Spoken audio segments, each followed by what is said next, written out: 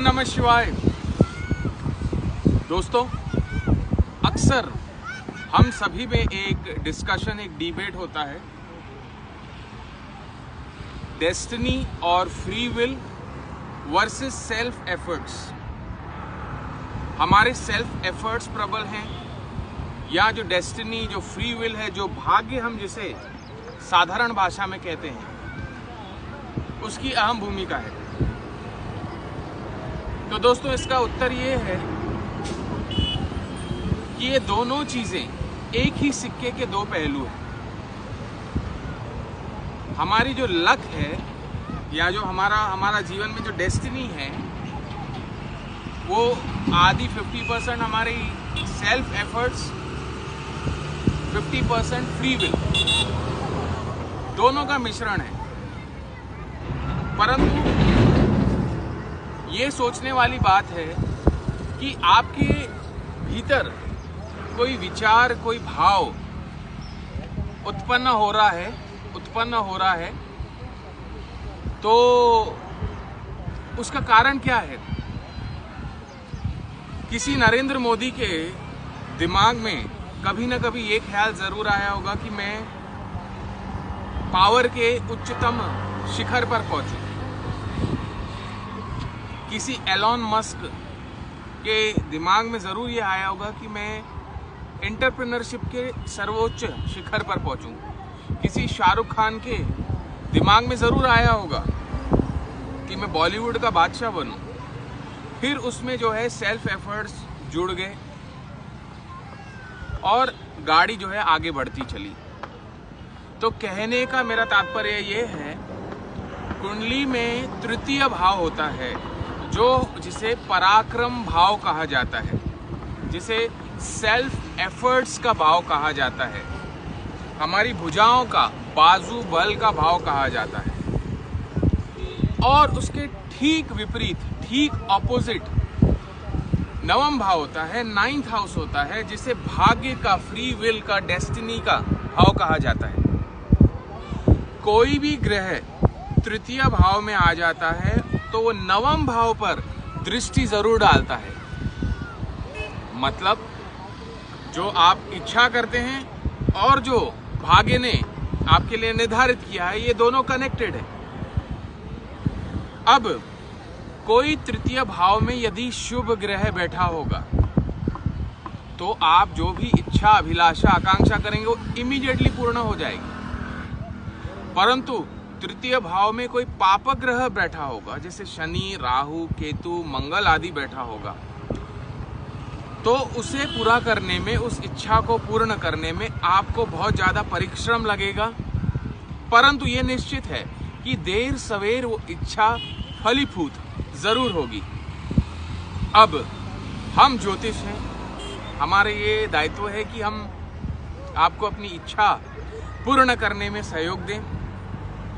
अब करना ये है, तृतीय भाव में जो ग्रह बैठा है, तृतीय भाव मैंने आपको जैसे बताया हमारे हाथों को, भुजाओं को भी दर्शाता है। तृतीय भाव में जो ग्रह बैठा हो, घर से निकलते समय आपको वो चीज, उस ग्रह से जुड़ी हुई वो चीज अपने साथ धारण करनी है। उसे आप ले सकते हैं, खा सकते हैं, अपने साथ लेकर निकल सकते हैं, या कोई देवी देवता है तो उसकी उपासना कर सकते हैं।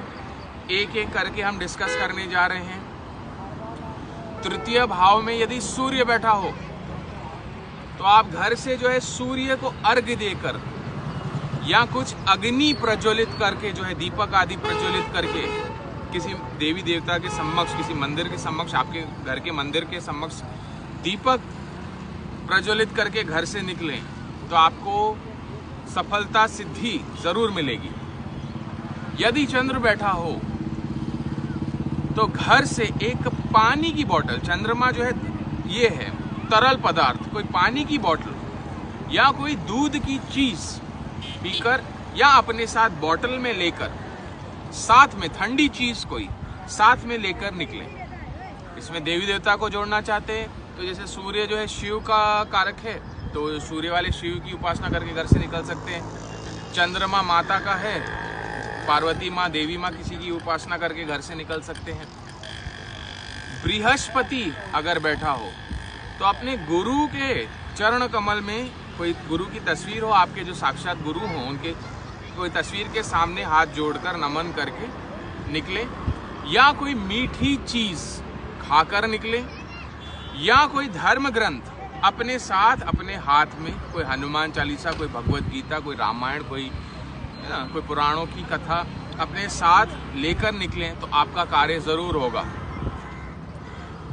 अगर शनि बैठा हो तो शनि काला ग्रह है, काली माँ की उपासना करके निकले।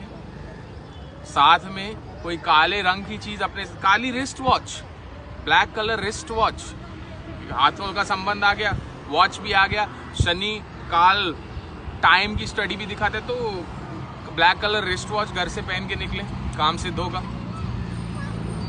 राहु बैठा हो तृतीय भाव में दोस्तों, राहु बड़ा ही चमत्कारिक लाभ करवाता है। राहु बैठा हो, Rahu is an inaccessible energy.